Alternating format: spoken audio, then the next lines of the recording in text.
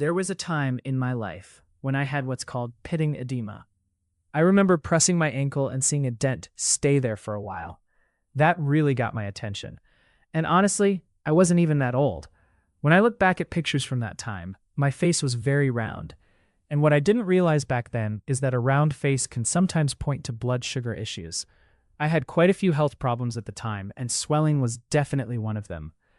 Now, most people will tell you that swollen legs, what we call edema, comes from things like heart issues, kidney problems, liver problems, or maybe too much salt. And yes, those can be causes, but that's not always what's really going on. There's actually a much more common cause. And the good news is, it's something you can fix. In my case, the real issue came down to how my body was handling fluid. Inside your body, you have millions of tiny pumps in your cells that control the movement of fluid in and out. One of the most important ones is called the sodium-potassium pump. This pump is a big deal. It uses a huge amount of your body's energy. And when it stops working properly, fluid starts building up where it shouldn't, especially in your lower legs and ankles. That's exactly what was happening to me. So what caused it? For me, it came down to blood sugar. When your blood sugar is high, it starts sticking to proteins in your blood, especially hemoglobin. This process is called glycation. Once that sugar sticks, it doesn't come off. It stays there until that blood cell is gone. Over time, this damages your blood cells. They can't carry oxygen and nutrients properly anymore. Circulation gets weaker, and fluid starts pooling in your lower body. That's when you begin to notice swelling. It also makes your blood vessels a bit leaky, so fluid escapes into surrounding tissues.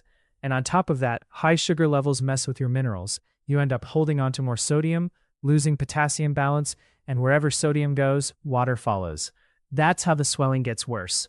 I also started noticing things like tingling and numbness in my feet, which is something called peripheral neuropathy. That was another wake-up call. Now, here's the part that really changed things for me. I realized my body was missing some key nutrients. First, potassium. Your body needs a lot of it, but it's actually hard to get enough from food if you're not intentional. I started focusing more on foods like avocados, leafy greens, and berries instead of relying on high-sugar fruits. Second, magnesium. This one is crucial for energy. When you're low on magnesium, you feel tired and your muscles don't function properly. I added more seeds and greens into my diet. But the biggest game changer for me was vitamin B1. Vitamin B1 helps your body turn sugar into energy. Your body can't properly process carbs, and if you're eating a lot of refined carbs, you're actually draining your B1 even faster. Once I understood that, everything started to make sense.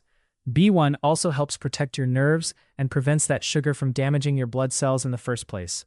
So, what worked for me? I focused on getting enough potassium, magnesium, and vitamin B1. And most importantly, I cut back on sugar and refined carbs. Because here's the truth.